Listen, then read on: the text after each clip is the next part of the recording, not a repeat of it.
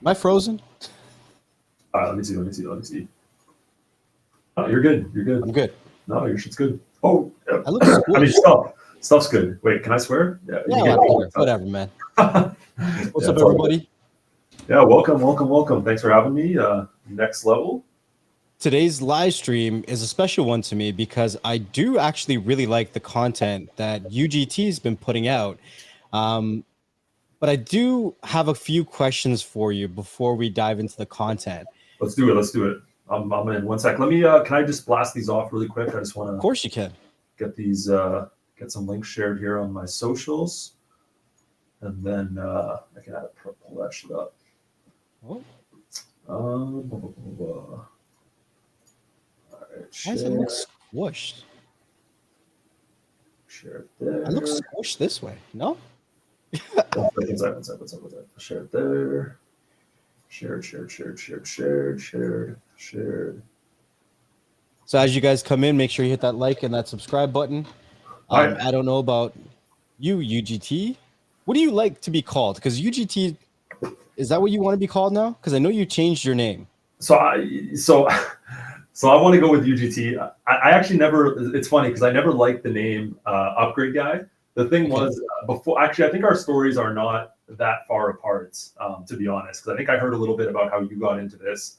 I actually sold devices a lot like you, so I was on a bit of a. I think I heard you sold fire sticks, or we don't have to get too much into it. I'm not admitting to anything now, but yeah. But anyways, back in the day, I was into some stuff. But it's because I was in university. You know, I was grinding through a degree, and I had family that wanted help with streaming devices, and I realized I could make a bit of a business out of it. So I sold at a bit of a markup, and I had customers call me Upgrade Guy. So I actually update their device, or you would upgrade. I would update it. I would do it mostly remotely using TeamViewer. So I actually did updates across Canada and stuff, and it was actually like pretty successful. I don't want to get too much into it for obvious reasons, but I stopped doing that 2 or 3 years ago. But eventually, it kind of transferred into I started doing videos for customers on a channel, and one day I saw a video with like 4K views. I was like, oh shit. So I started looking into things, and I was like, damn, I can maybe turn this into something. So I stuck with the name. But I eventually changed it. I just feel like this is a great in-between. Again, I hate the name Upgrade Guy, but I already have the website. I already have the branding. So I was like, I'll go with it. Yeah, it's one of those things you just have to go with, and you have to, accept. So it's a little corny, but it is what it is. I just feel like Upgrade Guy just rolls so much better than UGT. I don't want to say that, but I know, but like I don't know. It's like corny. I don't know. I just find it corny. But I agree, like to some extent. I think people kind of know me as both now. So like I sometimes they call me one, sometimes they call me the other. Well, that's like some people call me NLT, and I'm like, okay, all right, whatever you want to call me. Yeah. So that's kind of how it came about. But I'm happy with the switch. But it still kind of keeps the same branding without having to have the long names. So I think it's good. Although I wish I could very good for yourself. Yeah, I wish I could get the damn handle for it though. Freaking YouTube will not give me the handle for it. Some person with 1 subscriber has the handle. That's crazy. I know, they claimed it that quickly? That's impossible. So I think it was automatically done because this was a really old channel, and Lee TV has had the same issue from what I saw from his tweets. So it seems like they automatically gave it to channels that I guess long ago, maybe they might have had a custom URL. Maybe you did. I think back in YouTube, like with 1 subscriber, that's crazy. But I think what it is back in YouTube's early days, maybe you could claim custom URLs without, because I think now you need like 500 or something to claim a custom URL, or it's like 100 or something like that. I can't remember what it is, but I think back in the day, maybe you didn't need it. So somebody claimed it. It's like a Spanish channel or something, or I don't even know. So it is what it is though. So how long have you been doing YouTube? Actually, about this December it'll be 2 years. 2 years. Yeah. So it's been a bit of a grind. I definitely rode the app linked wave a little bit, so I was able to kind of ride that to gain a bunch of subscribers and stuff when everybody was jumping on that boat. But it's funny, I guess. When it comes to YouTube, you're actually making me feel old at this point. Like when it comes to the streaming community, right? Because I've been doing this for like 4 or 5 years, and I was part of the wave or the generation before you. So I used to be considered like the new generation after all the K people, right? Because I was part of that revolution where it was all about apps, not about the K app, right?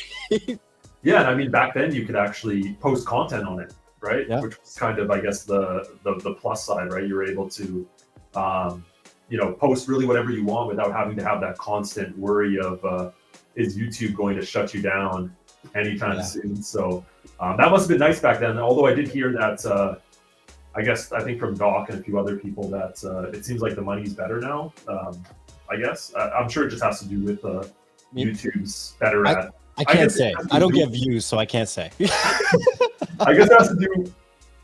I guess it has to do with YouTube's probably better at advertising. I guess, right? They have Google now. Like they've had Google for the last 10 or so years, but I mean, just in general, ad spend has gone up a ton online, especially over the pandemic. So. See, I still believe my problem was about 3 years ago.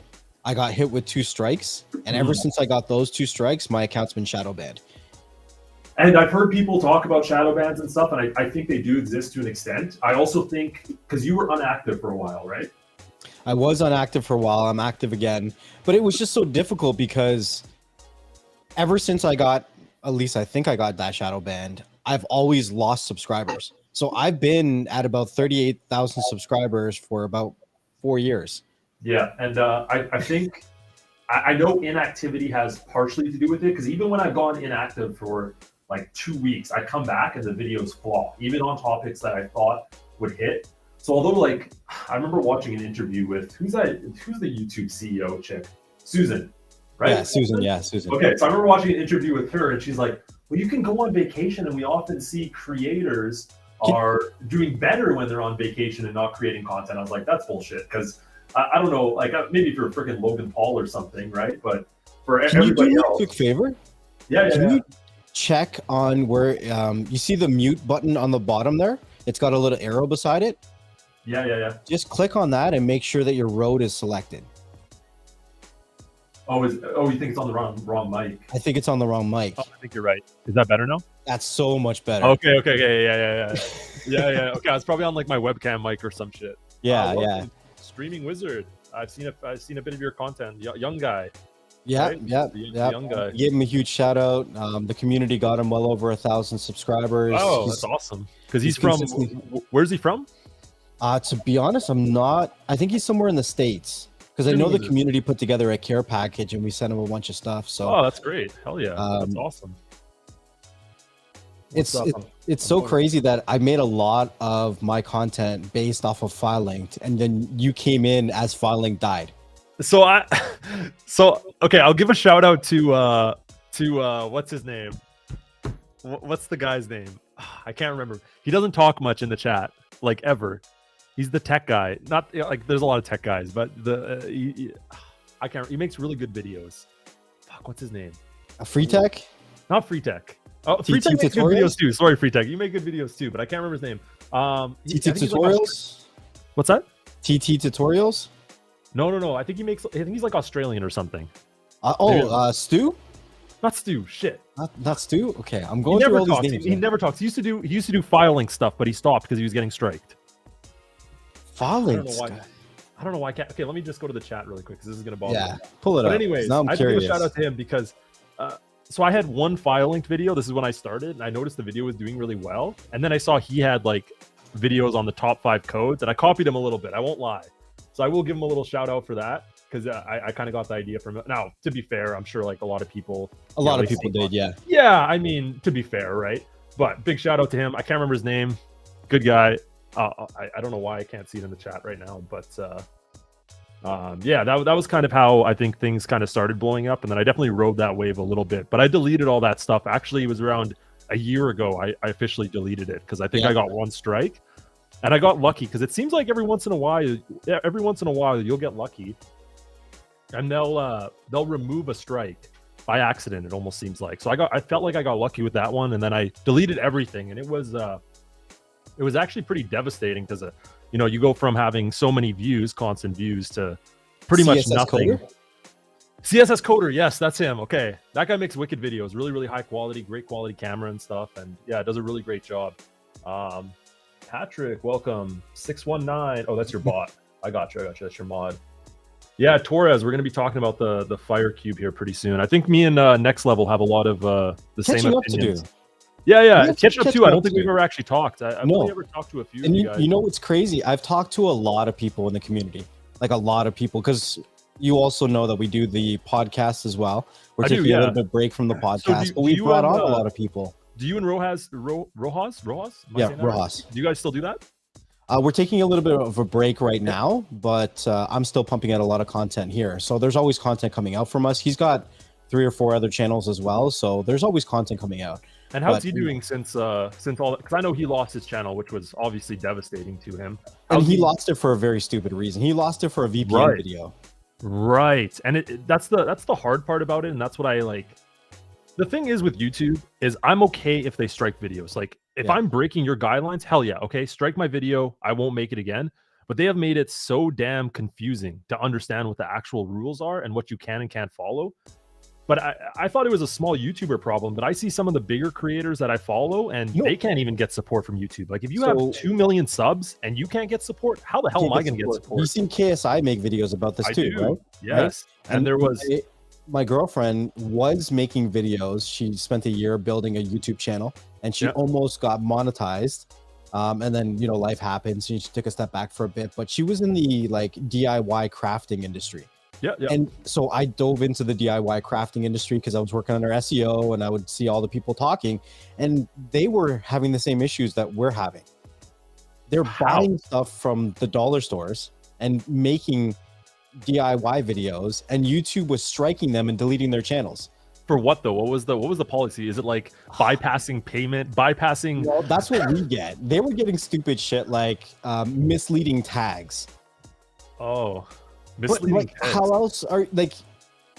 It's not like they're putting some like I don't know Tesla in their tag. They're putting stuff about Yeah. the dollar stores and what they're making. So they were confused as hell. And some of these DIYers have built a whole life, just like any other industry, about creating these videos, right? And that's what I have decided. So if my channel ever gets shut down, Yeah. I understand the worth of my channel. I've already looked into it. I have found a lawyer, and I will go after YouTube and make a huge hassle of it. Now, am I going to win? I don't know. I don't think it'll go to court. I think I've heard of people from somebody else that I know that was a little closer with YouTube and stuff. People in the past have done that, and they have been able to recover their channel. Now, it will cost you like 20 to 30 grand. Yeah. And you won't actually go to court. I think it's just enough to maybe get their attention.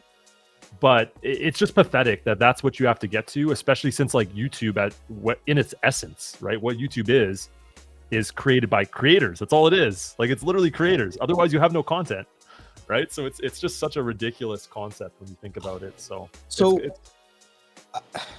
I don't want to dive too much into this, but yeah. We don't have to. We can do this another time. I do see almost like a culture change happening with YouTube right now. Yeah. And what I mean is they're going more towards becoming a real social media. And it's at a very interesting time when Elon Musk is buying Twitter. Yeah. Facebook could possibly be going out of business. Like it's a really interesting time for YouTube to really be making that step up and saying, hey, we're actually a social media platform, not just a video archive. Right. So I don't know where that's going to go and what that means for us creators, because at the end of the day, they used to only monetize videos that were part of the partner program. Now every single video is monetized for them. For them, yeah. Which, for them.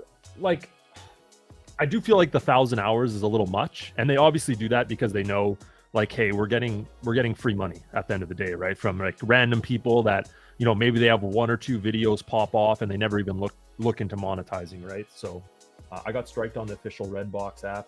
Yeah, you know what it is, Streaming Wizard. Like you said, we're not going to go too much into it, but they're reviewers. Okay, so it's 3 things. Either they don't actually review. They're not people. Yeah, so I know for a fact they don't actually review most of the time, but when they do review, they're either they're probably underpaid and also have no idea what they're looking at, and that's the main issue. Is I don't think they actually read into things. But for the most part, they're not people. And when you get a person, you get lucky, I think, is what it is. Well, you do, but you don't at the same time, because they can't specialize in every single category, in every single strike. Like, how are they supposed to know that Airy TV or Freevee or something like that is a legitimate app in the App Store. Yeah. No, fair enough. Yeah. So, yeah, it's very, very difficult. So, Yeah. all right, I don't want to keep you. Yeah, we can get long. into fire. What kind of time frame do you have? Like, do you have? I have about an hour. Like, what do you? About an hour max from now. All right, that sounds good. That sounds good. I gotta get to some stuff after, but yeah. So I'm gonna throw up a couple articles, and I actually just want to hear your feedback, and I'm gonna go off that because from the videos that I've watched of yours, yep, we share a lot of the same opinions. Yep.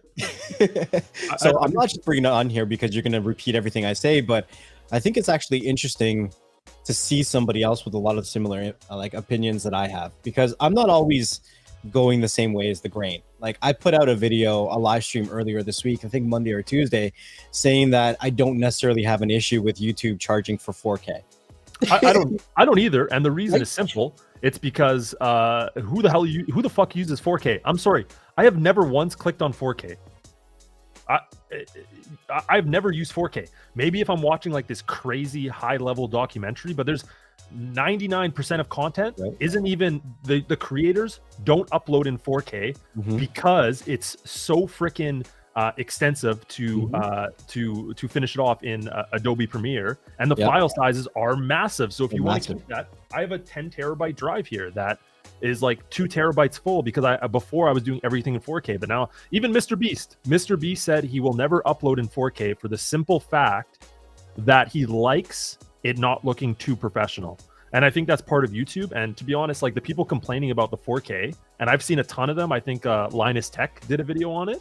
Yeah. I see a lot of people complaining about it. Those people have never used 4K. I'm sorry. They have never once used 4K. They have never clicked on it. They never used on it. The default is like 720p, I think, for most 720p is still good enough for like 90% of the people, right? They're watching on a phone that's not even a 2K display, right? So yeah, 100%. I seen actually he did put out a video saying that he was okay with YouTube kind of putting it behind a paywall if they do. Now, nothing's official. YouTube hasn't officially said that they're going to put it behind a paywall. But the other thing is, I think that there's a lot of resolution gluttony, because a lot of us have it set to automatic, and if we have gigabyte speeds, it's going to go to 4K. Right. And at least for myself, there's a good portion of my day where I have YouTube playing and I'm not even looking at the screen. Yeah. Oh yeah, 100%. Don't even need that bandwidth. The one feature I wish they had that you didn't have to pay for is the ability to close your phone, like Twitch. You know, you can close your phone, you can listen to it on audio, but you need membership for that, right? I think you need YouTube Premium. Which I still haven't paid for it. Like, why won't they give that for free? Like, God damn it, YouTube. To like, I think if you enter into the partner program, then you should get it, because you're a partner of the program. Yeah, cheap ass. Because we want to, as partners of the program, encourage viewers, well, from a business perspective, to get purchase YouTube Premium, right? Because we also get a cut of YouTube Premium if they have that, instead of ad revenue. So how are we supposed to tell people about a program that we don't have access to? Yeah, 100%. But to me, 1080p is perfectly fine. Like that's what I watch most of my content in. If I'm streaming something and it's something I really want to watch, like let's say like the new Lord of the Rings, obviously I'm going to watch that on my TV, 4K. I want it to look pretty banging, right? But other than that, like even most TV shows, I'm watching like in HD, right? Most of the time. So I think it's fine. You know, everybody's like, oh, 4K, but now everybody's talking about 8K and all this shit. It's so far down the road to make it even close to doable, right? Like, I can't even imagine what it goes into making that kind of content. So, and especially the upload sizes. I don't know why it's squishing me. That's not bad. It's still squishing you a little bit. I don't know why it's squishing me, but it's squishing me. Whatever. I look good. I sound okay. I'm not jittery or stuttering or buffering, so I can't complain. This is a chart that actually came out today, and it's updated with some of the information for streaming. So streaming is broken down by 36.9% of the total market. Then you have broadcast, cable, and other. And 10.7% is other streaming. So I'm going to guess that has something related to like the telecommunication provider. So broadcast would be like Twitch and stuff, correct? Broadcast, I would think that would be like over the air. Okay. I would think so. I mean, it would be nice if it told me more. Yeah. I was just wondering what broadcast is broken up into, but yeah, that makes sense. It'd be nice if they told me. Broadcast uses Oh, so it's just live sports. It's basically live sports. live sports. That's what it's saying. Okay, good. So Live just sport. pretty much any live event over cable, I'm assuming, or like over the air in general. But it's weird that they would break that between like cable and that should have been one. Well, I guess because broadcasting could also include like, I guess IPTV, like, you know, like Fubu or something. 619 waits his whole life to say that word, I swear. Oh, this is gonna get strike now. This is so we got 8%, including YouTube TV. It's weird that they would bundle that together, but they're saying Right. YouTube is number one, and that's, I mean, YouTube's been around since what, 2007. It's gonna have a huge that. market cap. Yeah. Now, did you see Netflix's earning calls this week? I did not. I'm assuming they are down. Am I correct? And you know what? I was assuming that too. Yep. They're actually up. Okay, so one thing I'll say to that is when everything happened, so when people were saying, oh, you, and I kind of said this too, but when everybody found out Netflix lost whatever it was, 350,000 subscribers, Yeah. that was very overstated for the simple fact that they gained so much over the pandemic.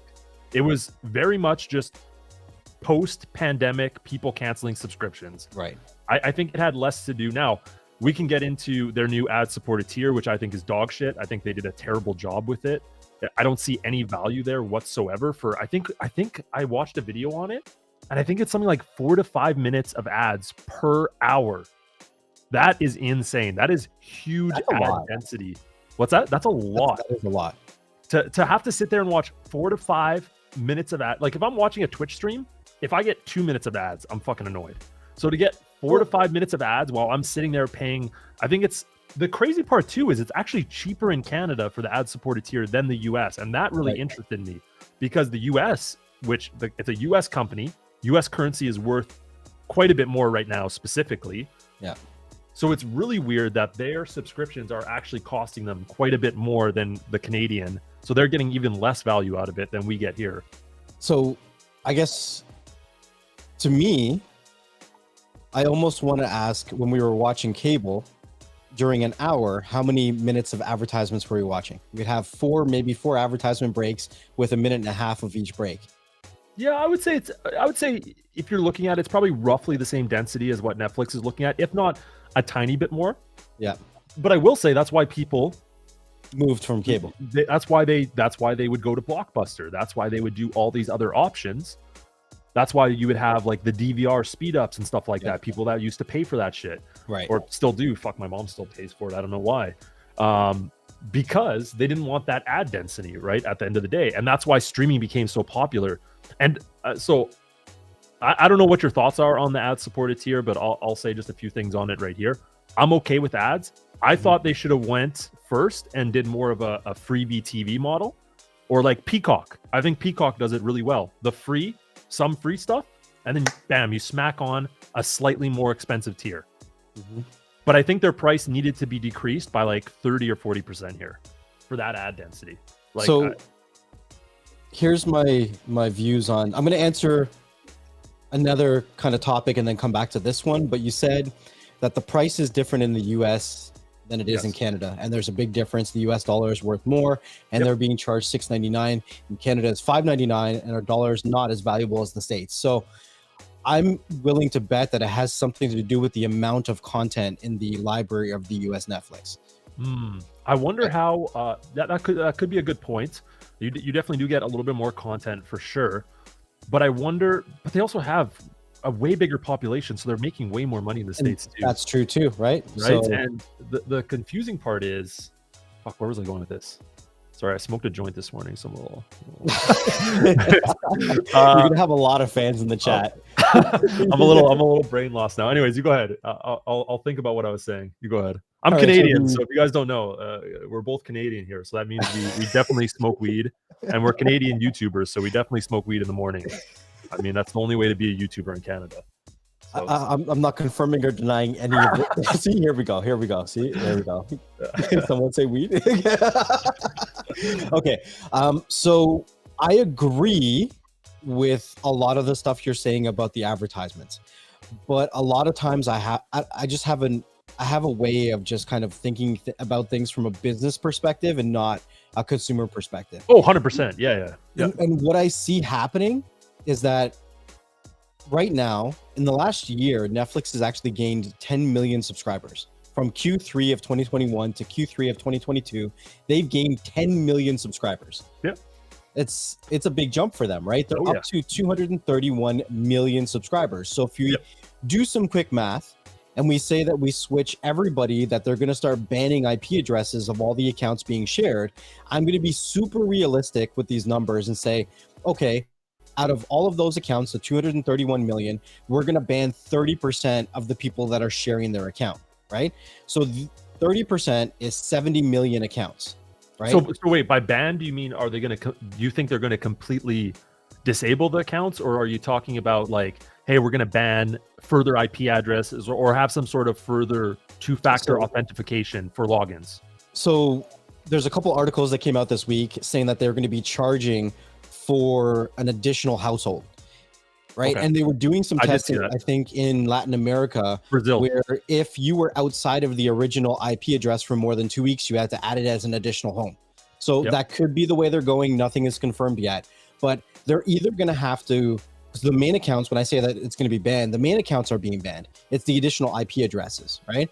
So what I see happening is that potentially 70 million people, right, are sharing an account, I think. Oh, 100%. I would say on the low end, probably like 99.9% of people, somebody has their password. Right. Unless you're using, I guess even the one account, like the lowest tier, probably same thing. Right. So if I was to say on the lowest end, that 70 million people are outside of whoever's house it is that they're sharing it from, and then we take another 30% of that number, we're looking at them gaining 20% or 20 million subscribers. So if they all got banned, right, and they're sharing accounts, and it was 70 million people, and out of that 70 million, 30% of them were like, we're just going to get the cheapest plan, because we still want access to the content. And I think these are pretty realistic numbers. Netflix now goes up over 250 million subscribers off the bat. It doesn't matter what they charge for the ad-supported tier. And I think they're going to ride that wave into next year before they really adjust how the ad-supported tier looks in regards to price and how it functions. Yeah, they'll definitely be doing some testing on it. I know too, I saw something in there as well with the other tiers, which I haven't heard a lot on. And that was, is it Netflix Gaming or some bullshit? Netflix Gaming, they're really pushing towards that, yes. So that cloud gaming is so far away from being doable, because right now cloud gaming is dog shit. Every cloud gaming I've ever tried is so bad, right? You cannot play any AAA titles on it. Any decent titles, like I remember trying to play. They're releasing look like they're made for Nintendo. So okay, so what kind of games do they have for that? Like what is the gaming? I'll show you some. Like is this like app shit? Is that what it is? Yeah, so they're apps on your phone. Oh, they're not like grade A gaming, right? So I don't know. I'll pick one of these and see. It's like mobile games. Okay. So these are going to be like just small games that your kids can play. Right. They're like 16-bit games. Oh, okay. I mean, as long as it doesn't affect the price, I guess it's fine. But maybe that could grow. I mean, I think cloud gaming has a future somewhere. But I agree with what you're saying about the Netflix subscriptions for sure. Right. I do think like in the short run, there's no doubt they're going to get subscribers. And regardless of what I say about the price, people are going to pay for it, right? Because people don't look into it like that. But there's just other services that are gaining more and more market cap. I think I see YouTube making a huge play in this. Like they already have YouTube TV, but I see them making a play more towards YouTube originals as well, where they'll be able to really have their own content and their own shows. So I see YouTube making a big play for that. And to be honest, my favorite streaming service is Prime Video. I just love Prime Video. I like the content they're coming out with. The way the platforms are going to look after next year is going to be insane. We have Prime Video that have dropped over $1 billion for NFL rights, right? Right. We have Apple TV, who's also getting into live TV content. Sports, MLB. They were also in the bid for when DirecTV loses the contract for NFL as well. So it just to put this into perspective, Prime, thanks for subscribing, appreciate it. I just changed that little dude from a zombie to a wrestle dude. He looks pretty cool. That was the first time I've seen it. So just to put this in perspective, Prime has spent $1 billion for one day. They only have the rights to play NFL on Thursdays. Right, which is a pretty popular. Well, I guess it's not the most. I guess it's like what, the third most popular day. Third. So what would a company like that be willing to spend for Sundays or Mondays? So how long do they own the rights for? I don't know. I didn't check that. I don't have that on me. But okay. I'm sure it's multi-year. It has to be. It has to be. Usually it's like a good 3-4 years, right? Right. So I think it's pretty interesting the way the streaming market is going, but I don't want to focus on this too much because I just saw this chart today and I wanted to dive into it. But the real meat and potatoes of today's conversation, I want it to be about devices. And I started saying, now this was before, let me get this off the screen. We'll start with this. I started saying that the new King of the Hill was going to be the new Cube. Right. And I actually agree with that. And I can go into why after you're done here. Yeah. So, and obviously a lot of people were pushing back about the Nvidia Shield and all that kind of stuff, right? Now, it's a very interesting dynamic that we have with Apple coming out of the gate. Now, before the new Cube came out and the new Apple was announced, I was actually speculating that they were going to come out with light devices. I didn't think that they were going to be coming out with higher end devices. I thought they were going to be coming out with cheaper devices. Just with the way the market's been going, coming out with 1080p devices. We've even seen Roku coming out with 720p devices. And the market share is a lot bigger with the lower end devices when we look outside of North America. You're talking about the Fire Cube here? I'm talking about the Fire Cube. I was speculating that it was going to come with a light model, like a 1080p model of the Fire Cube. And they came out with this and they completely blew me away with this, right? And I think they did it. Yeah, go ahead. If you know this, but we've actually contacted Nvidia about the Nvidia Shield. And we found some information, one digging through it, that the Tegra X1 and the Tegra X1 Plus is actually the exact same processor. So is that the model that's the between the Pro and the base model, correct? The Tegra X1 came out in 2015. Right. So, okay. So that's the old Nvidia processor. Yeah. And then the newest one, they were like, oh, here's the Tegra X1 Plus. It's 25% faster than the Tegra X1. So when we contacted Nvidia, they actually told us that it's just a software overclock. Oh, so they really it was just a software update essentially. So all they did for all the releases was take away our 500 gig model and give us a new remote every year, and then give us a slightly cheaper model, which was still more expensive than anything else on the market. So it left me with a very bitter taste against Nvidia. Yeah, and listen, I'm a huge fan of obviously the Shield. I think it's still overall the best product, but when people argue with me about this, they're always, well, it's the best. Yeah, but you have to look at price point, and price point has to be taken into account there. It's also the most expensive, and it's not even close, right? When you look at the devices on the market, unless you're getting the cylinder. Now, I wish, if Nvidia was smart, they would come out with a $99 stick of some sort. I think that would be a banging product, like a high-powered Nvidia streaming stick. I think that'd be sick. Right? Maybe do some low emulation retro games on it, shit like that. I think that'd be successful. So I actually want Nvidia out of the market, and I'll go into that a little bit more in a bit. Okay. I just wanted to do a shout out. If anyone is looking for the Upgrade Guys channel, you can actually type !UGT in the chat, and it'll automatically post his link as well. So if you're looking to check him out and subscribe to his channel, there's also a link in the description to check him out as well. Appreciate that. So I'm not going to get into what I just said, but I want you to talk about the three devices that you see on the screen and kind of your thoughts on it before I get too far off of topic here. Yeah, sure. So I thought the Fire Cube 3 took some really, really big steps up. They added some great new features in it, right? They have, where am I going here? For the new redesign is super nice. So I think the cloth outside was needed, or I don't even know what material it is. It's almost like it's made to match their studio devices, right? Right. So I think it looks way better. But the thing I really want to mention here about the Fire TV Cube, and this is before I get into Apple as well, even before talking about the specs and stuff, I think streaming devices in general are going to head more towards smart home hubs. Mm-hmm. So if you have the Fire TV Cube, this is going to be your hub to help connect everything in your home, kind of like Alexa does now, I guess, to an extent. Now, but this let's is going to be refrain from using the A word. We can use like a Amazon smart assistant, because we're just going to trigger people's devices, right? Okay, yeah. Sorry. Yeah, right. So, but either way, so it's all going to be interconnected. So I think this was the first step to making that. But I was super impressed with what they did with the Fire TV Cube. Everything from the gigabit internet, which, or sorry, no, they didn't add the gigabit internet. Sorry, that was my only criticism on it, was that they didn't add that. What's that? Are you sure that was your only criticism? What else did I say? That was my main criticism of it.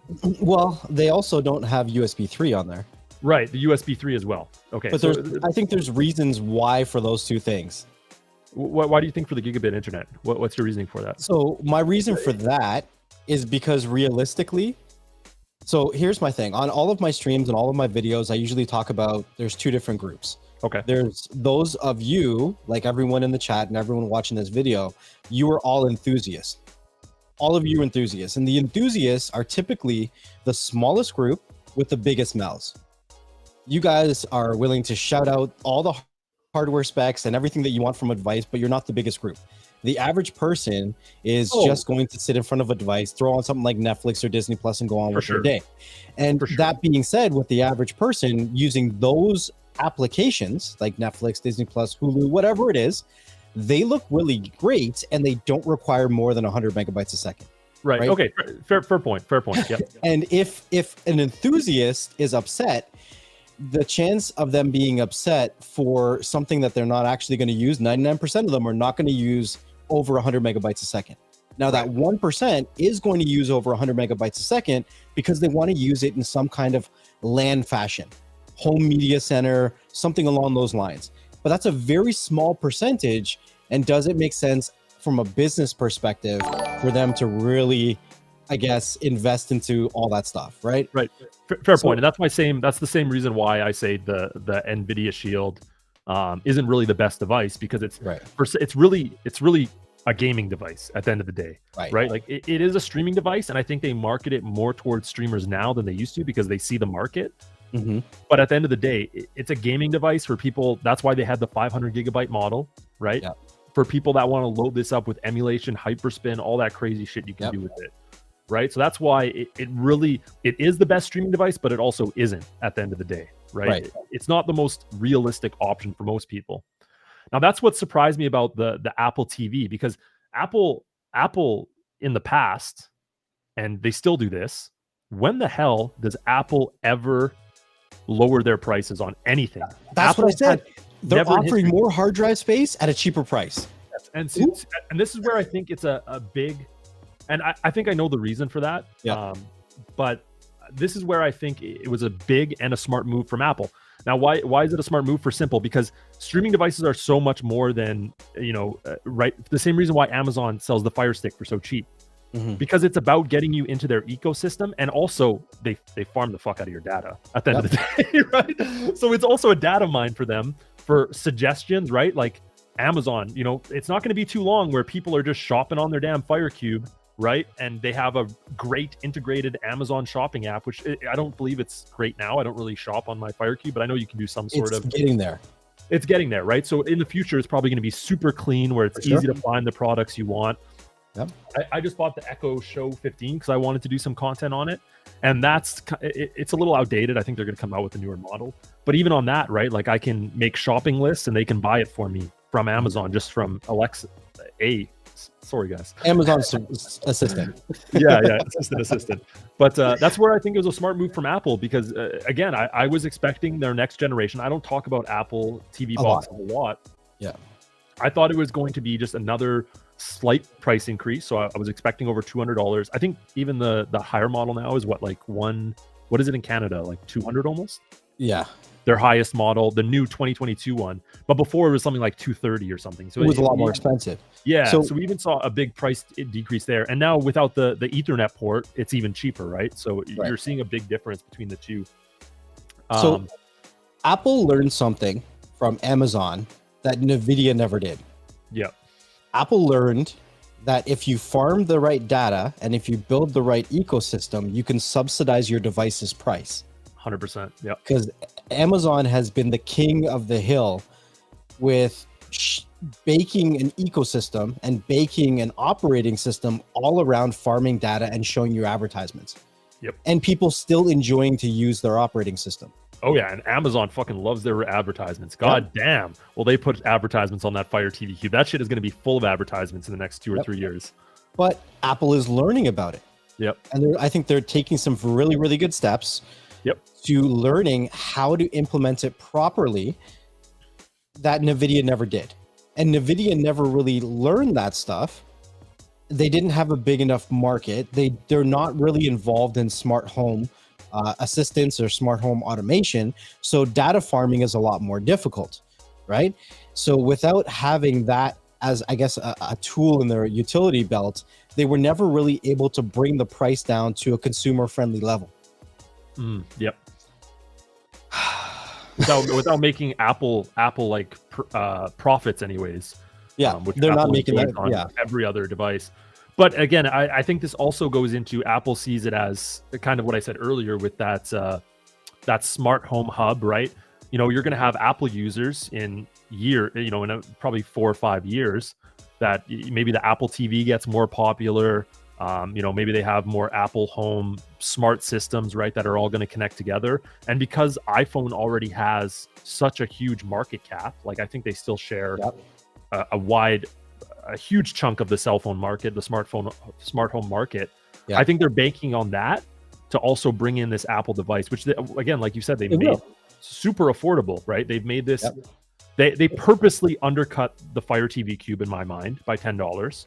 You know, I think anyways, maybe it probably wasn't the only reason for it, but I think that was I think that was at least a thought of it. Like, hey, we're going to undercut it just a little bit so people have to think twice about choosing between our two.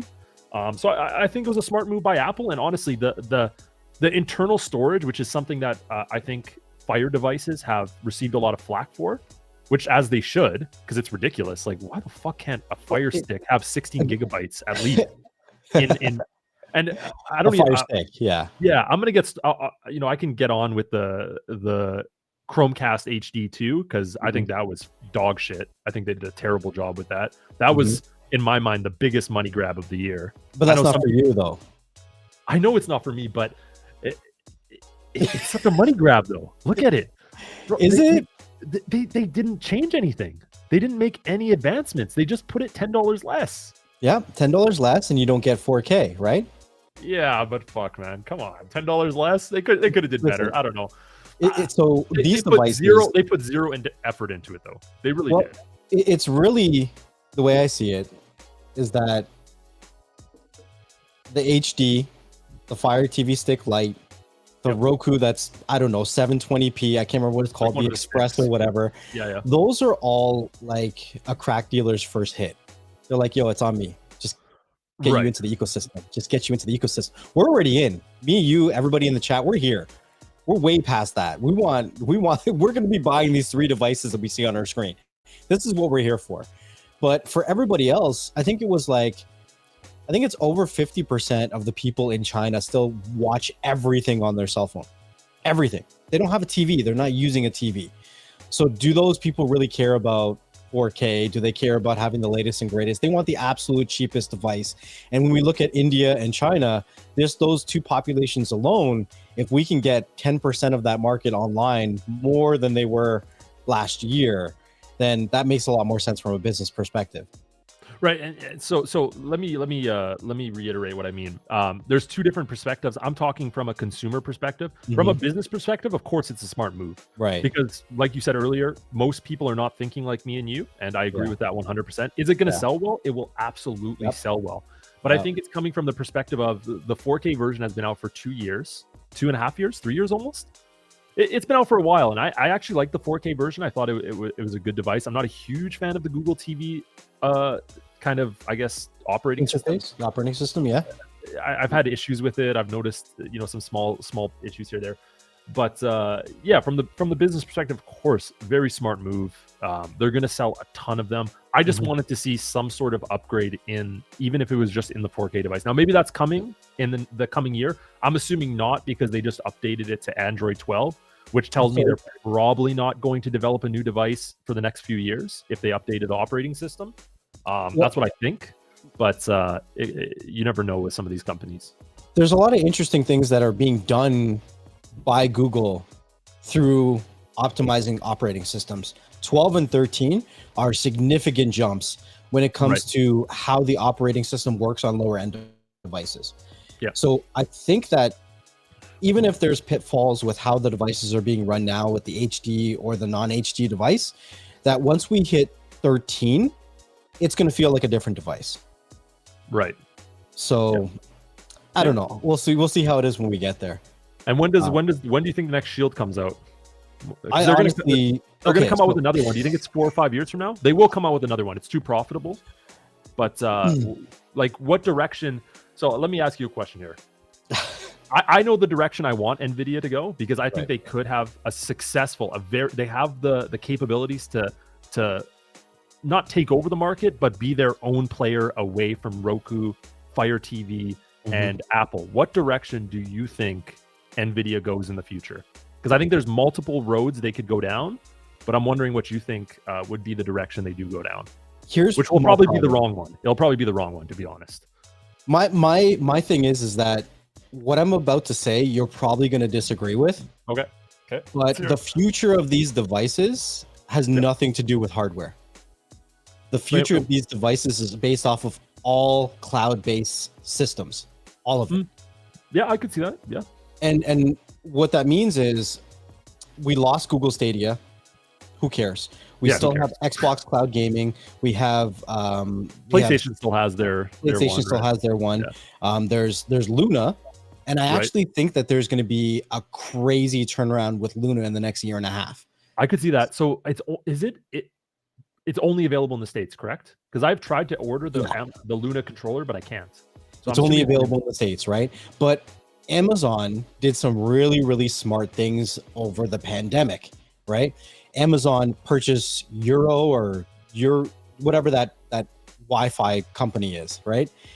They purchased them, and now what's happening is they're coming out with the latest networking on their devices. So the Cube is coming out with Wi-Fi 6E. Right, 6E, which, so I mentioned that in one of my videos, and the guy in my video, one of the commenters, yeah, but nobody uses Wi-Fi 6E. But that's not the point, though. It's all about longevity as well, right? Because eventually people will use it. So that's why that was a great, and I thought a smart move with it, for sure. It's about one hand feeding the other. That's what it's really about. So they're going to set up a whole network for you, right? Now we have the 3rd generation cubes, which I actually almost feel like this is a 1st generation, but I'm not going to get into that yet. So they're going to have this with Wi-Fi 6E. Now all of your Echo devices are used as Wi-Fi extenders. Right. Which is something that's new and it's just coming out. And then the real difference between 6E, 6, and 5 is the latency. Yep. Right? That's the real difference. Yeah, sure, you can get faster speeds, but when I talk about devices or internet connections, it doesn't matter how fast you go. If your latency is out of whack, then it doesn't matter the speeds of your internet. A lot of times when people say, oh, my shit's buffering, I'm like, it doesn't matter how fast your shit is going. You got to think about it as like a drunk driver. So the worse your latency, the more drunk your driver is. And he can go as fast as he wants, but doesn't mean that he's going to be accurate to where he's going. You know what I mean? Yeah. What did Donald say here? Specs they never do is storage and RAM. Yeah, RAM isn't a huge deciding factor, to be honest. Like it really doesn't matter as much. Storage, I think, is a general criticism. But if they do go the route you're saying, cloud-based, with more stuff connected to cloud-like networks, and the storage won't matter as much either. You know when it was that I realized that RAM doesn't matter? What's that? When they came out with the 3rd generation Fire TV stick and the light version, and they came out with 1 gig of RAM. Well, wasn't it 1.5 or did they lower it to 1? It was lowered to 1. I thought it was 1.5 on the light. I thought it was. I can double check. I'll check. Maybe it's on the max. It's 2, and then the third generation's 1.5, and I think but yeah. Oh yeah, you're right. So it's the third generation is 1.5 or the 4K, right? The 4K max was the one. Yeah. That's right. So that's right. To show what they're able to accomplish with 1 gigabyte of RAM, when a lot of devices use the first gigabyte of RAM just for operating system, but they're able to use it for their operating system and the apps that you're throwing on it. I'm not saying that you can throw on 90 apps onto a Fire Stick Lite and be happy with the performance, but they're really optimizing how RAM is being run on these devices. What's up, Doc Squiffy? How you doing, man? So that's when I realized that RAM doesn't matter. Now, there's some really, really interesting things that Google is doing when it comes to their operating system. And let's be real, most of these devices, when we talk about Amazon and the Nvidia Shields and whatever it is, they are all running Android. They're all running skinned versions of Android, right? So the next updates that are coming out, when they do the updates for the operating system, they're going to be able to be installed directly to the hard drive's partition. So you don't need the extra RAM, the extra hard drive space and stuff like that. What's up, Giorgio? All right. So you asked me a question about the next NVIDIA Shield, and I got really off topic. But, no, that's all good. Yeah. But it was kind of leading back to why I don't care about the NVIDIA Shield. So what I said was the future of the devices that I see is that most of the applications are going to be running off of cloud-based software. So one of the biggest ones for me is cloud-based gaming. Yep. I don't see a lot of the gaming being done on these devices that rely on hardware specs. No, absolutely not. The only way to do it would be cloud-based, unless you're Nvidia, who can do most gaming outside of AAA titles without cloud-based gaming. Like, right. I'm talking in terms of emulation. It can it does a great job emulating. That's the only one where I could see that staying, spec heavy, right? Like they're going to improve that in my mind. But they do have their own cloud gaming network, which isn't free anymore, correct? What is that called now? GeForce Now. GeForce Now. Yeah. I don't know if that was free because a lot of it comes with when you buy a graphics card, you can get time on GeForce. So I don't really care about the Shield because of that.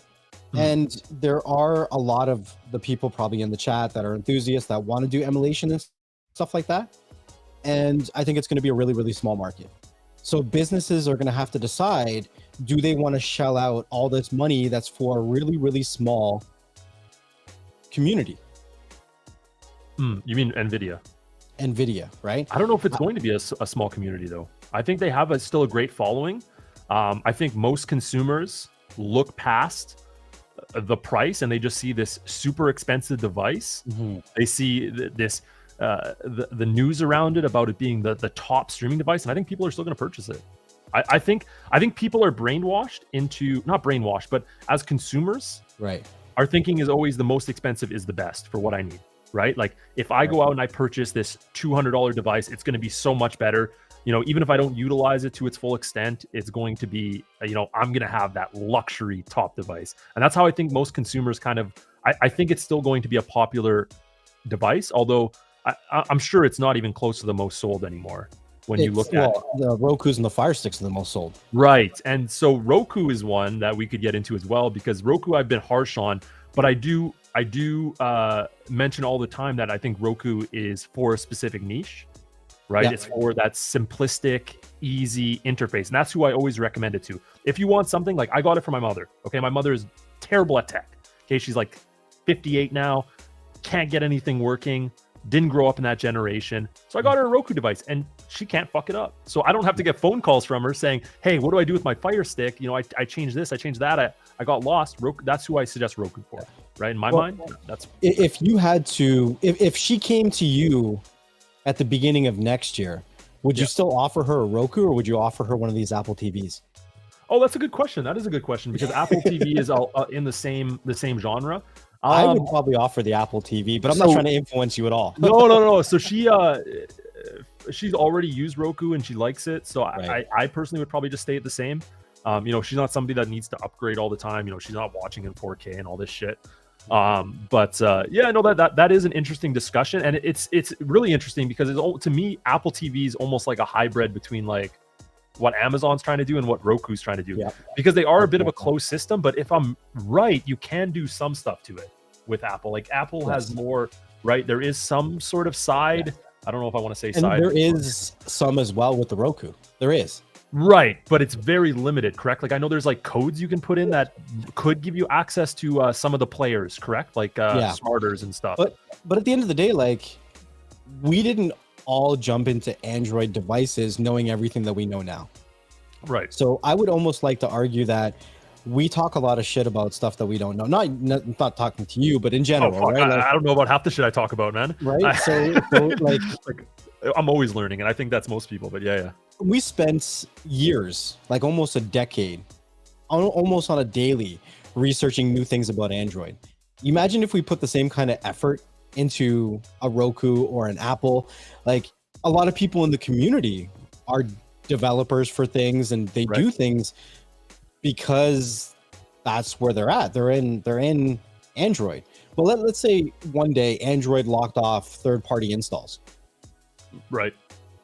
Wouldn't the same people get bored and move over to either an Apple or a Roku and invest the same kind of time and energy and knowledge? Like that would be an interesting thing.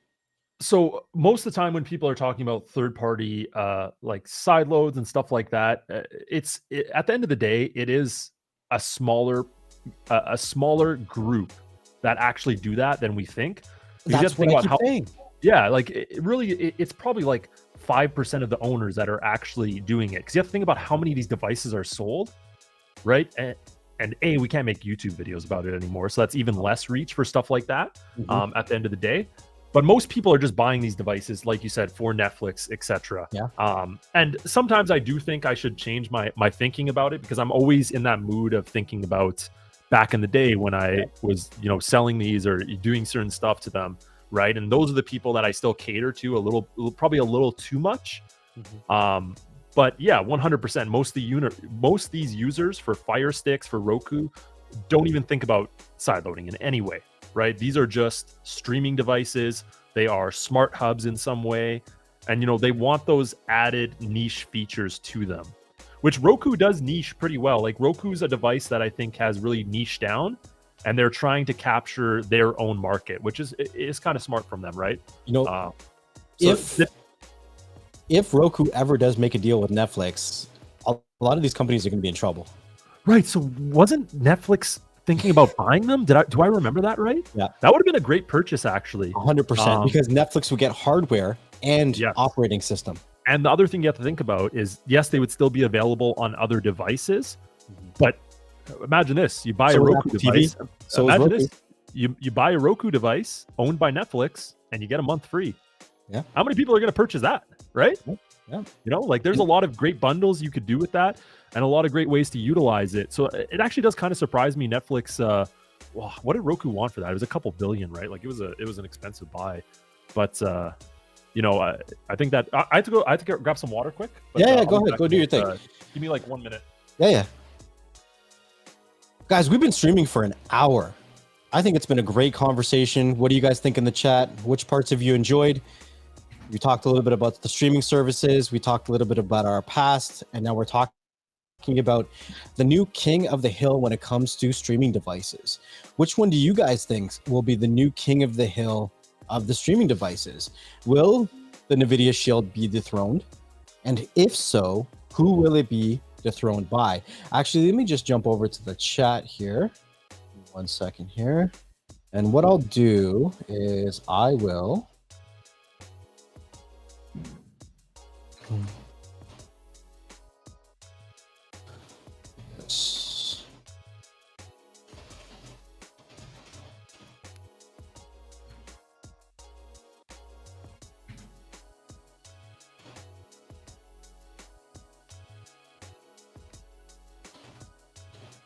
All right, I'm back. I also brought my little kitty friend. We're gonna say hi. Oh, look at that. That's a big boy. I got my cat. What's that? It's a boy cat, right? Female. This is a female. Really? I got Usually two cats. Boys are bigger. What's that? She's pretty small. She's only a year old. She looks big on camera, but Oh, she's just all hair. yeah. She's pretty. She usually just chills in the background and stuff. So, oh, okay. One thing that confused me with the Fire TV Cube, and I fucked this up on my video, is I thought it was coming with the Pro remote, but they just stuck in. yeah, that messed me up too. But they just stuck in the TV remote because I looked at it and I guess I didn't look the too much second gen. into it. I didn't look too much into it. I was like, oh, well, that's not the remote that usually comes with the TV Cube. They just announced the Pro remote. That must be the Pro remote. So I had to correct myself in the comments. It's just the Fire TV remote they included. Yeah, Fire TV Gen 2, which was kind of that was a bit of a cheap move. They should have just. I know they released it at a longer date, and you can pay like $30 extra for it with the. Yeah. I think they're coming out with a bundle for it, but I thought that was a little cheap by them. Yeah, I like they should give you an option if you're buying their top of the end device to have it come with the top of the end remote. I've purchased both. I purchased the new Cube that's coming on the 25th, and then the new remote that's coming November 3rd or 17th or whatever the hell it is. I can't remember now. Yeah, I did the same thing. Yeah. So I put a poll in the chat asking if the Nvidia Shield is going to be dethroned, and if so, I think it's already dethroned. I do too, but you know, we got to take baby steps with some conversations with the people in the community. They get really energetic about certain conversations. So I do believe you that it's dethroned. I do also think that we will see $100 Apple device. In what form though? So are you talking about like still a box, and they're just going to reduce it a little bit more? So here's my reasoning for it, and it's the same reasoning that I don't care about the Nvidia Shield. Okay, the Apple device came out with amazing specs. We can say that it probably has the best specs out of all the streaming devices that are on the market. The only thing that is beating it is the Nvidia Shield when it comes to gaming. Yep. Well, I was surprised they went with the A15. Like that was a huge jump for them, right? From the A12 to the A15. When did the last Apple device come out? Was that probably 2020? 2017, I think. Oh, so it's been a long time. Okay. Yeah. But still, that's why the price point I think was so surprising, right? Like for a 5-year jump to lower the price. And then the same thing though, like when they came out with the Cube, they came out with a processor I've never heard of. That M Logic, I was like, where did this come from? And I actually have it pulled up here. This M Logic that the Cube is using actually supports up to 16 gigabytes of RAM. Wow. So future proofing, they could use this same chip for years to come. Oh, and they will. They will for sure. Yeah, for sure. 100%. Just the same way that the Shield used their chip since 2015, they're probably going to use this chip for the next 8 to 10 years. Mm-hmm. Do you think, actually, that's a really interesting question. Do you think this will happen? And do you think it'll be on the same time cycle when it actually, I don't know how to ask this now, but basically what I'm trying to get to is gaming consoles. They come out with a new generation of gaming consoles now once every decade. So do you think that's going to happen with streaming devices? And do you think that when it does, will it be the same kind of perspective? Like every 10 years, we're going to be getting a new streaming device. And how many years until, if you think that, how many years until we get to that point? So the only reason I think they won't is simply because I think they know even if they make small improvements, they're going to get more hype and sell more, right? People will upgrade. Mm-hmm. So that's the only reason I think that the only way they would do that is if they have more supporting paid ways to monetize the device, right? Either through, like you said, some sort of cloud storage or something that people are utilizing and paying for on a monthly basis, right? So for example, with the Roku, if you had Netflix attached, that gives them more of a reason not to upgrade because they might be able to get subscriptions through that and utilize more of their services through it, right? Like Netflix gaming on a Roku device that maybe is specifically made for it could be an interesting way to monetize it. And so the only way I see that happening is if they find more ways to monetize the content. It could be through ads, right? Like ads, I'm sure. I don't know what Fire TV makes through their ads, but I mean, I guess at the end of the day, it's all just kind of cycling through to Amazon, right? Amazon sales, Amazon this, Amazon that. For everything you just said is why I actually think we will see decade devices, because there's more money in subscriptions, and we have Apple TV. Roku has their stuff, and they're probably going to be partnering with somebody down the line. I think that they will. Yeah. Apple is also coming out with something like what do they call it? Apple membership or something like that. Disney is coming out with their Disney membership, right? It would be interesting if Nvidia Shield joined the Best Buy membership or something like that, or the Walmart membership, because they have programs like that in the States, not here in Canada though. Yeah, so Netflix will have to partner with someone, I think, on a device, because otherwise Prime is going to just by default overtake them. I think it's already inevitable that one day they're overtaken by Prime. It might be down the line, but Amazon just has too many ways to get you into their ecosystem. And Prime is the best deal if you purchase stuff from Amazon already, right? Because you get it free with the Prime membership, or well, it's included, but you know what I mean. I'll throw you a hypothetical multiversal loop. The next biggest streaming device is actually the next Switch. I don't know. So Nintendo buys the Tegra processor from Nvidia, which they did, and they partner with Netflix, giving them a mobile version, right? Because you have the screen in your hands and the ability to connect it with a TV. So they come out with a mobile version of a cheaper 1080p streaming device that's partnered with Netflix. I love Nintendo. I don't think they're ever visionary enough to do anything that I think they're satisfactory with continuing to charge $80 for dog shit Kirby games that they know people are going to buy anyway. And Pokemon. Well, it's so funny with Nintendo, just to get off topic for a second, because they'll have this great Mario game. Like, I thought Mario Odyssey was a great game, and they charged $80 for it. And I was like, fuck that game. Well, $80 Canadian for Americans in the chat. The only reason I bought mine was for Mario Kart.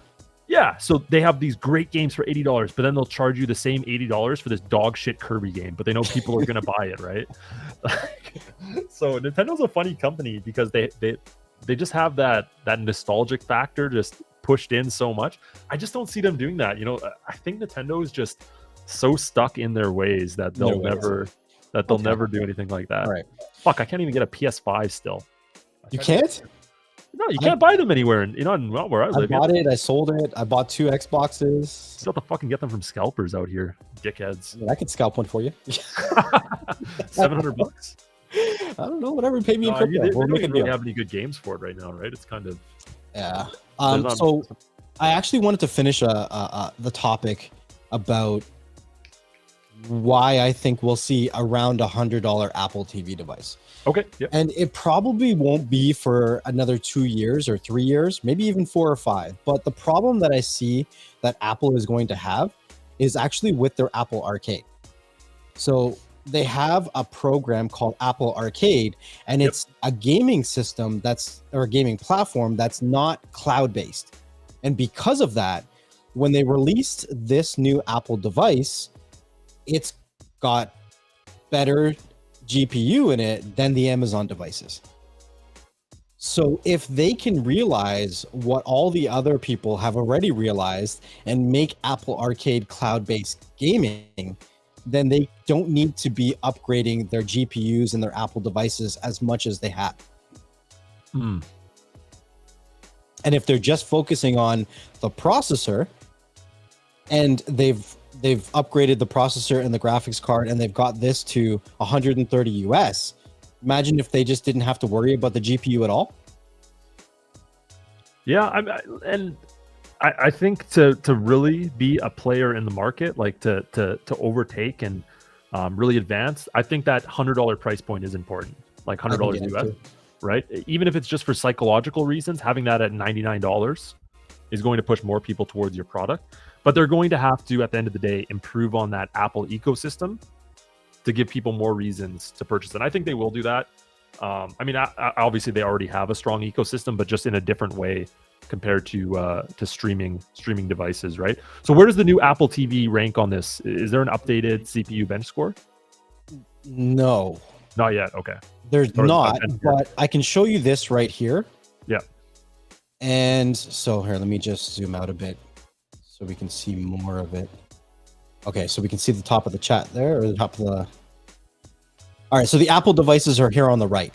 Yep. Okay, so we have the Fire TV Cube 3 here, and then the Pro here, so we don't really have to care about this row in the middle. Yeah. But if we're looking at the Cube, we can see that it's an octa-core device. Yep. Means that it has 8 cores. So more cores means more jobs that it can do at the same time, right? And the Nvidia Shield TV Pro just has the 4 cores, and the Apple TV devices are actually what do they call it? Hexacore or 6 core? Yeah, somewhere around there. Yeah, something like that. What funky names. And the 2 cores that are running at 3.2 gigahertz, which is faster than anything else on the market.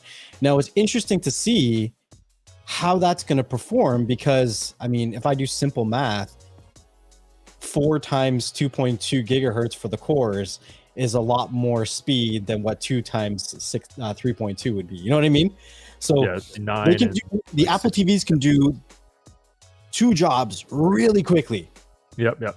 But how will that relate to the other devices doing 4 to 8 jobs 30% quickly compared to the Apple TV devices? You know what I mean? Like it's gonna real world is gonna be very interesting. Yeah, and two, it depends too, like that overkill factor as well. You know, at the end of the day, right? Like the Fire Stick at the end of the day is going to do the job for what most people need, right? Satisfactory, right? 100% agree. With you know, I saw Doc come in here and say that the Fire Stick Lite is I think he said the Fire Stick Lite is bad earlier, but isn't the Fire Stick Lite just the same thing as the Fire Stick, like the 3rd generation, or are they not the exact same device? Yeah, they're pretty much just the remote change, I think. The remote change, so it doesn't have the CEC. Yeah, and to be honest, I think the only thing is the TV controls on the remote. So actually, the Fire Stick Lite is probably one of the better deals. I think it's like $3 because most people don't. I don't use the TV. I guess it can change your volume up and down, which is an added benefit. But you know, yeah, I prefer. I mean, it would be interesting if people end up just buying the Fire TV Stick Lite and buying a Pro remote. Right. Yeah, for sure. I mean, you have to buy it separately anyways, right? And but a lot of people message and say, "Oh, my dog ate my remote." Like, really? Oh, bro, I see so many people say that. Right? It's like, bro, like my dog has never eaten a remote. It's weird. I don't know. Maybe you need to wash your hands before you use the remote, or all the Cheeto. Yeah, the Cheeto dust. The Cheeto dust is in there. That they don't know what to do with it. Yeah, true. I don't remember what I was here for. Why were we here? Oh, we're talking about the cores, the CPU speed. Yeah. CPU speed. So they have the fastest CPU speeds. And then also when we come down here, look, this is crazy. Right here, the Fire TV Cube 3 GPU speed is 800 megahertz, right? The Shield is 1267 megahertz, and the Apple TV is 1200. Right. 67 megahertz. Do you think you're going to notice a difference? So it'll be interesting to test and see how it actually operates because I think it's hard to tell until you actually get the device, you're using it. But yeah, that is actually kind of surprising to me. That if I was just to take 2 devices, the Nvidia Shield and the Apple TV 4K, and put them side by side and just look at hardware specs, that's it. Just look at hardware specs. A faster CPU core will help the GPU run better. Right. Just to some extent. To some extent, right? And then it also comes down to the amount of RAM and depending on what you're doing on it as well, right? So it's going to be really interesting to see, especially because we're getting Wi-Fi 6, we're getting a better core. And 64 gigabytes of storage. 64 gigabytes of storage. The only thing that we don't know, look, if these Apple TV devices come out with 3 gigs of RAM, then what? It's going to be hard to argue that the Nvidia Shield is a better performance device. Yeah, until their next generation, which they're gonna try to big dick Apple, right? They're just gonna throw 32 gigabytes of RAM in there for no reason, and then they'll just say suck it, you know. You imagine they just re-released the 2015 500 gigabyte model. If they did that, listen, if they just had a Pro model and they released it with 500 gigabytes, I think they'd get a ton of sales. Oh yeah, for sure. Like, oh, I need it. But you can't even find those Pro models anymore. You have to like get them off eBay and shit. I thought it was a terrible move getting rid of that. I know they were like I know you can just add external storage, and you can essentially, I know with the cylinder model, right? You can essentially turn it into internal storage, but just for that factor for people want to see a device and they're like 500 gigabytes. I need to buy that, right? So, I mean, the price point, if I remember right, was kind of ridiculous. Wasn't it close to like $300 or something like that, or 350? But it was just too expensive. It was too expensive. Even now, and that's why I said they need to come out with like Nvidia stick, because their product's just too expensive, right? Like most people are not going to buy unless a $200 streaming device for the problem with the Nvidia stick is that what Nvidia is known for is their graphics, and they're not going to be able to fit any kind of graphics into a stick, and that has nothing to do with Nvidia at that point. Okay, and one thing too with that, AI enhanced is dog shit. Okay, it does not make any difference. It's such a cheesy feature. I noticed it doesn't. Nobody utilizes that. Okay, AI enhanced is dog shit. Just to add that in there as well. I just feel like that adds no. Do you think that Amazon can do it better, or there's not going to be any difference when Amazon does it? Because the new Cube is coming with that. With the AI enhanced, I imagine it's going to be the same thing. I think it's just a gimmicky feature. Like maybe it makes a small difference, but I think the most viewers, you're not going to notice it. Right? So do you think that the NVIDIA Shield will still do AI upscaling better than the Cube? Oh, fuck, I have no idea. I guess once we see it, because it's a whole different system, correct? It's a whole different system. Yeah. I would like... Yeah. The NVIDIA one, to me, I just don't notice a difference. I don't know if maybe I don't have a good enough TV or whatever it is. I notice very little difference. Like I'm sure if you had your show up with one running it and one not running it, you notice a small difference, but I don't think it's enough to just advertise it as a feature. I don't think it makes a huge difference. Tech enthusiast in me wants to say that NVIDIA does it better because they're a graphics company, right? Yeah. Well, they should do it better. But due to the lack of innovation that they've given us over the last 8 years, I don't see them doing it better. Yeah. True. Yeah, no, it'll be interesting. But for me right now, the best buy is for most users. I would say the Fire TV Cube.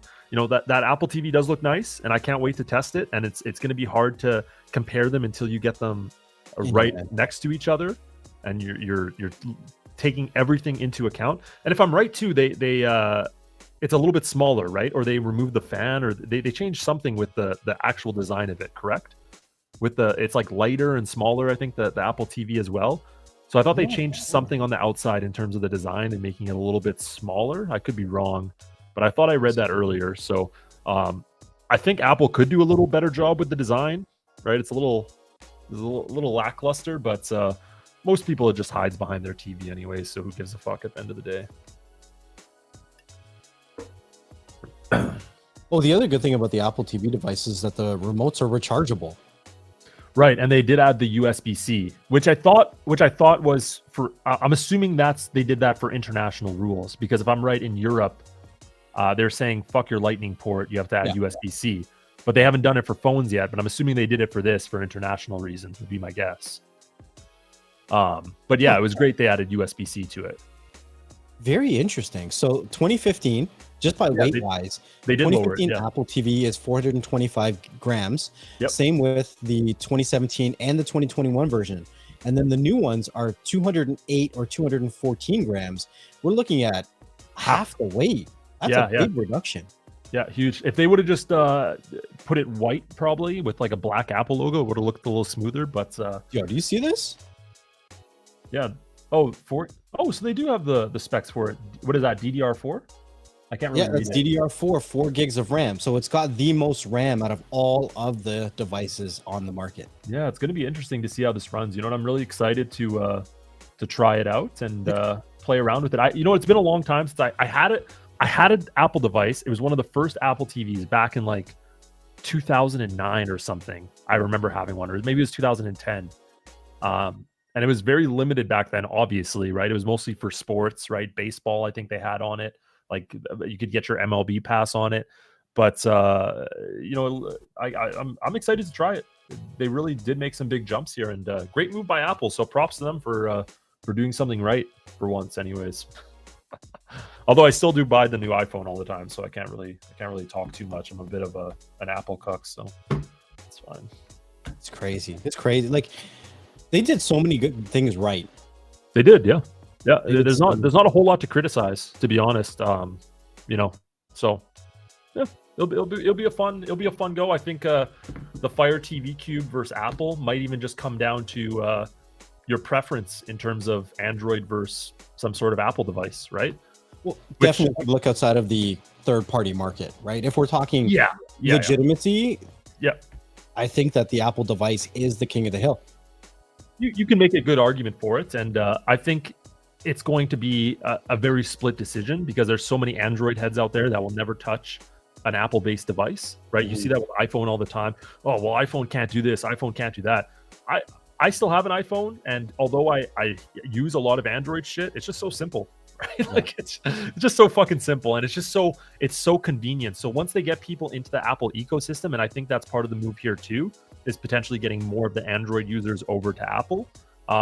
They have a good chance to really steal some of the market cap here from Amazon and potentially from Roku and other devices. But yeah, and it's good to have competition because I felt like for the last little while, and I don't know if you feel this way too, a lot of streaming device companies, so you can Chromecast, Amazon into this, they're kind of just doing the same thing as each other.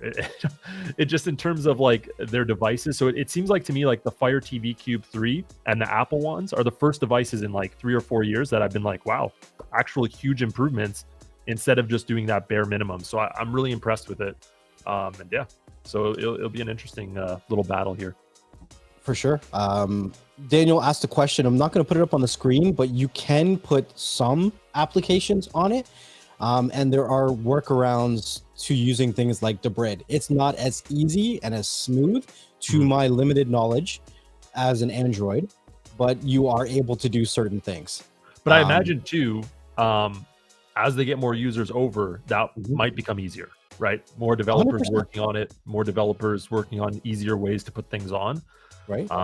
So, you know, you can still do some stuff with your iPhone and shit too, I know. So they're just a little bit harder, like you said. So the people who created, you know, all those third-party apps, it's not because,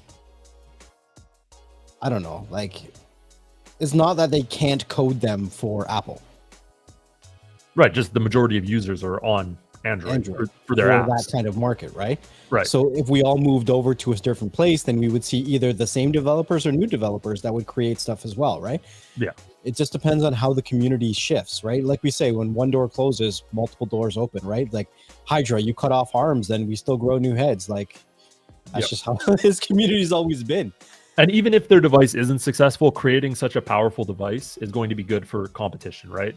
This might force moves from other companies. And specifically, like I said, hopefully Nvidia, they see the device and they're like, fuck, we better come out with something decent soon. So maybe they'll join the party, but knowing them, probably not. They're probably just going to sit back and come out with the X2 Plus in 5 years with another overclock. That's what it's going to be. It's going to be the X2 Plus, 25% faster with 8K that nobody can use. That's exactly. If Apple ever comes out with a light device, and if it's $100, 110, 115, whatever it is. So before we leave here, what would a light device from Apple look like to you? Like, are you just talking about, oh, maybe they keep the A15, less RAM, and maybe 32 gigabytes of storage with a cheaper outside shell? I don't even care if they give me 16 gigabytes of storage. Give me 2 gigs of RAM. Really quick, does Apple TV know external USB, correct?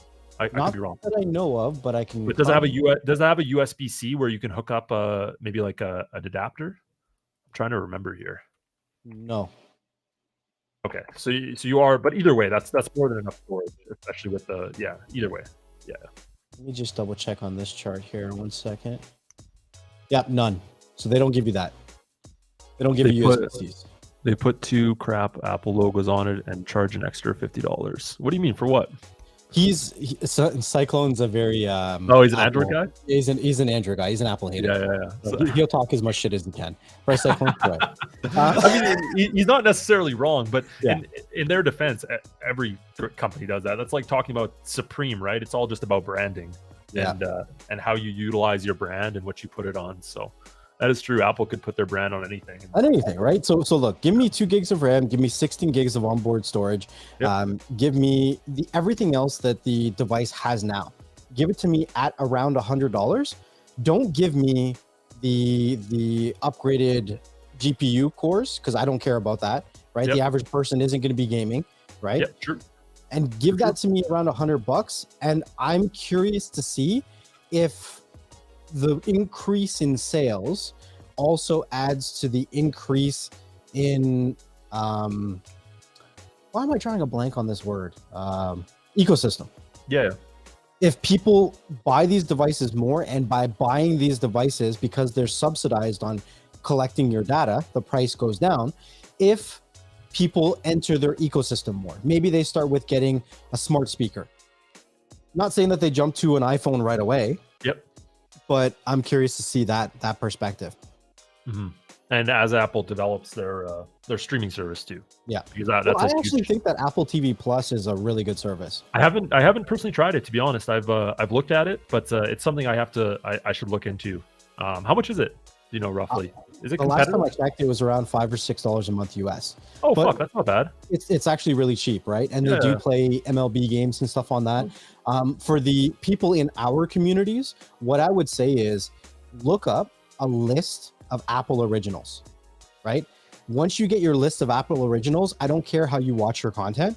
Go watch the content and then judge the service. Well, yeah, Ted Lasso, right? That's Apple original. Ted That's Lasso, a good show. Shit's funny.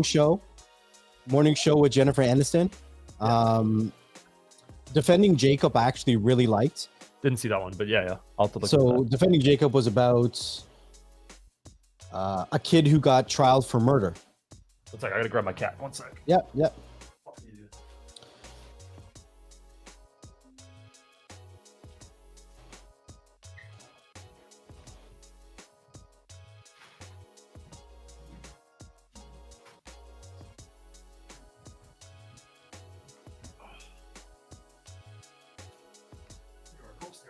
Here, let me share my screen.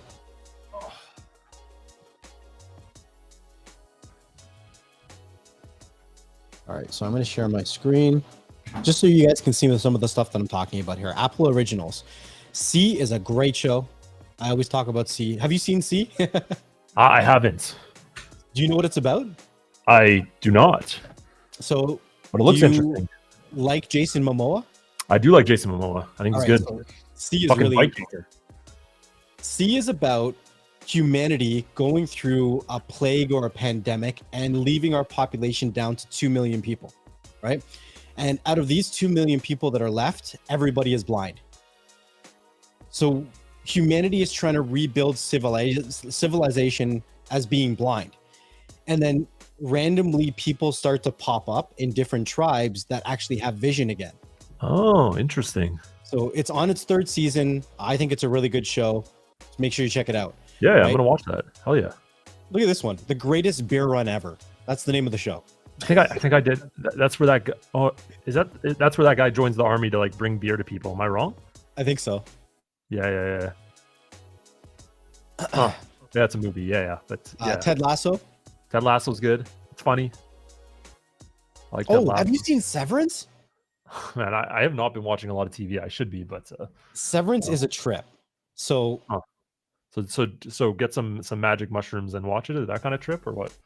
Look, Severance is talking about the ability to separate your personal life and your work life by GPS location. Oh. So if you walk into work, you don't remember anything about your personal life. Nothing. You go home, you don't remember anything about your work life. Done. So it's like the Matrix. The way they solved that work-life balance, I guess they were trying to address. It gets a little bit more interesting. Yeah. But yeah, I'm not going to tell you too much, but there is a part where the main character injures himself at work. Yeah. And he doesn't know how he does it when he gets to his personal life. Yeah, I'll have to check some of those out. You know what?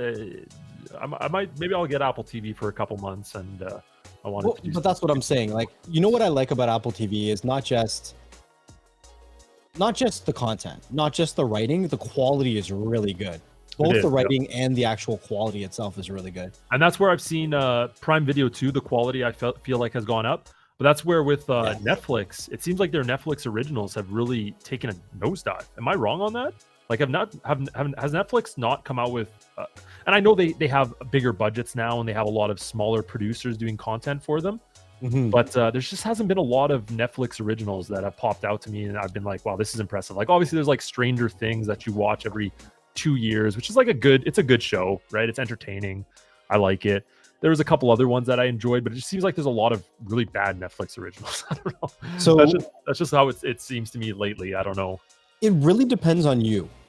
Yeah, true. It really depends on you, because there's some really good Netflix originals out right now. There's a few, yeah. Which one that everyone's talking about is Dahmer.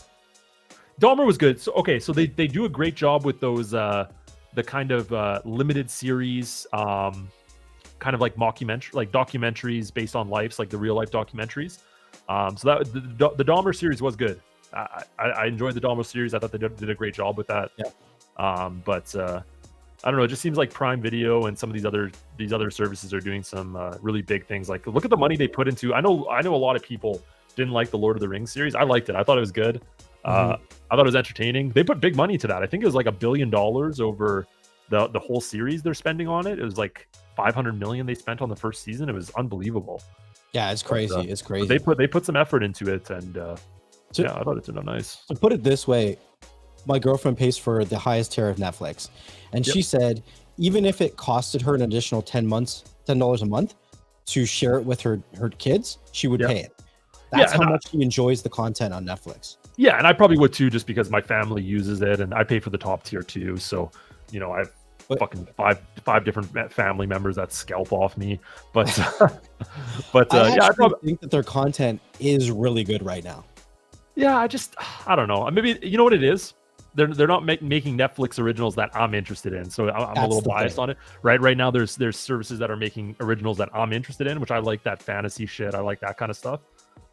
So that's why Cobra Kai? I thought Cobra Kai the last season was bad. So I thought I loved the first 2 or 3 seasons, and then I just thought like it got kind of corny. I don't know. It just felt corny to me. But I know a lot of people loved it, right? Like the first 3 seasons I loved. I thought were really good, but I don't think I finished the last season, so I'll have to maybe get into that. But yeah, Cobra Kai was a good one. Now that you're popping some names off. Ozark, yeah, it's done now. But Ozark was I think there's gonna be a spinoff. Oh, they have to, right? But Ozark was an all-time great Netflix series. Like that's probably top 10, I'm sure, at least, right? For sure. And they opened the door to the Korean series now after watching Squid Games. Yeah, so I heard the season 2 is supposed to come out. Is that this year, or are they coming out with it next year? Because I know that. Yeah. Squid Games 2. Yeah, because that first season, I think they spent like it was like some like a ridiculous amount of time on it. Yeah. But I'm sure they have all the sets. They're probably reusing a lot of the sets. But yeah, Squid Games was a good one, and Squid Games was interesting because I usually don't enjoy voiceover stuff. Neither do I. But that one I actually did enjoy, which was interesting because usually there's like some Netflix series that I see that are voiceover that I think I would really enjoy, but as soon as I get the voiceovers, it's just not the same. And I know some people watch it in the original language and they just use subtitles. Yeah, but I don't enjoy that. I can't type read of viewing. and keep up with what's going on. Yeah, I don't enjoy that type of viewing. So, you know, Squid Games was an interesting one because that was the first one where I did the voiceovers, and even though the wording was all, you know, the lip syncing's all fucked up with it, I still really enjoyed it, right? So it'll be interesting to see how they do season 2 with that for sure. There's a lot of directions they can go because the ending was pretty interesting. Yes, I thought, for sure. There's a lot of different directions they could go with that. The one thing that I think I have to thank Netflix for is the amount of money they've dumped into the comedy area. Like Dave Chappelle. Yeah, they did. They spent Would a we lot have of money gotten on all those specials that we got from Dave Chappelle if they didn't give him $50 million? Yeah, true. Right? So they have a good comedy repertoire of people. Yep, so they do. I would actually like to see a more of a comedy focused area at Netflix. Like if they partner with Comedy Central or Comedy Network or something like that, where they actually brought in some live with their actual comedy section, that would be really interesting. Yeah, Yep. No, though there's a lot of directions they can go, and you know, obviously they're trying something new with that Netflix gaming, so it'll be interesting to see I just how wish they. they went somewhere else. Like they're wasting time and effort on Netflix gaming when they could be doing something else with content. Yeah. No, that's true, but they want to make that money, and they want different means to do it. So Yeah. I think they're just trying to bring in. I really think it's more of I think it's just going to end up being more of a gimmick. If anything, it'll probably fail. It actually surprises to me that they haven't gone the live route yet. And I thought I heard something about that like a year ago, but the big surprise to me is they haven't tried to. I wonder if it's a price thing. Like I'm sure the servers, right, like hosting live content is pretty extensive. But that one really surprises me because I thought for sure they would add some sort of like Netflix IPTV with like 20 like an add-on like Hulu has, right? Or even make a partnership with like Plex, because Plex has a bunch of live channels as well, right? Yeah. And then I don't know, like work out a deal with them. So or something. Somebody who's offering free live channels, right? Or Roku channels featuring Netflix. For sure. Well, right. You buy Roku, and then when you have a Netflix subscription, you get Roku channels included in there. You start getting some more, you start adding more, and then all of a sudden, right, you have. I'm not a huge user of either Netflix or Roku, but when I saw that news article come up, I actually got excited. Yeah. I was genuinely excited. Yeah, 100%. I agree. We've been live streaming for over an hour and a half. I don't want to take up any more of your time. I know you're a busy guy. I do have to go pretty soon, but we can do this again for sure. 100%, man. I'm going to do, I'm starting a bi-weekly live stream. It's going to be on Sundays called Whiskey and Tech, where I get drunk and talk about tech and shit. So I'll have to have you on. I want to feature some guests and stuff. I would love to be on. Yeah. So that first episode will probably be in November. Yeah. So I'll be, any guests I have, I'll be ordering a bottle of whiskey for, and they'll be having some drinks with me. So you're gonna send whiskey to them? Yeah, that's gonna be the thing of the show, right? So I'm gonna order them a bottle of high whiskey, and we're gonna have some drinks on stream and talk about tech and shit. So that'll be we'll do that hopefully in 2 Sundays or so. So maybe you'll be my first guest, or I might do the first episode by myself, and then I'll start having guests on and stuff. I want to have on some more of the streaming community and stuff like that, and start doing more live streams. But yeah, thanks for having me on, man. This is my first kind of live stream that I did with another creator, so I appreciate you having me on. And I think it was a good talk, right? I think we had some a lot of the same thoughts, little disagreements, but yeah, it was good. Well, the disagreements is what causes the community to grow. 100%, yeah, 100%. And there's a lot of different ways to look at we can disagree with each other, but we can always be respectful when we do it, right? Yeah. I wait till after to call you a piece of shit, right? Like I say it after. When the live stream's over. I wait till after. I talk shit after the stream, right? You know, no. But anyway, yeah, it was good. Good having. Thanks for having me on, man, and we'll catch up soon. Can you just do a quick shout out of all of your social medias and where people can find you and all that kind of good stuff as well? Yeah, for sure, guys. The easiest way to follow me is just to go on YouTube and look me up at UGT. I think he has me linked here, and give me a quick follow, and you'll see my Twitter and stuff on there too if you guys want to follow. I'm trying to grow a Discord chat finally, so you guys can check out my Discord. It's in the description as well. So yeah, for sure. Again, I appreciate you coming on. I really have been looking forward to this conversation, and I hope that there's actually going to be quite a few more, because I think that we have a lot of things that are in our heads that we want to talk about, but time is so limited. So yeah, 100%. And next time you and Rojas do a chat, I'll be happy to maybe jump on, and I think that'd be fun. Yeah, but I do live streams all the time. So if you ever see me live streaming, I can send you a link to jump on if you like. It's always good to have a conversation than just talking to the screen and to the webcam for an hour. You know what I mean? Yeah, 100%. Again, I appreciate you. I appreciate everybody who came through in the chat, everybody who came over from your side. I appreciate everybody for supporting what we do here in the tech side and the streaming side. I appreciate everybody. You guys are amazing. You guys are always adding to the conversation, and we will see you guys on the next one. Peace. Yep. See you guys later. Hey everybody, just before we get going, I wanted to say a huge thank you, much love and appreciation to everyone who supports what I do over here on NxTLvLTech. Make sure you hit that like and that subscribe button and share these videos with a family member and friend.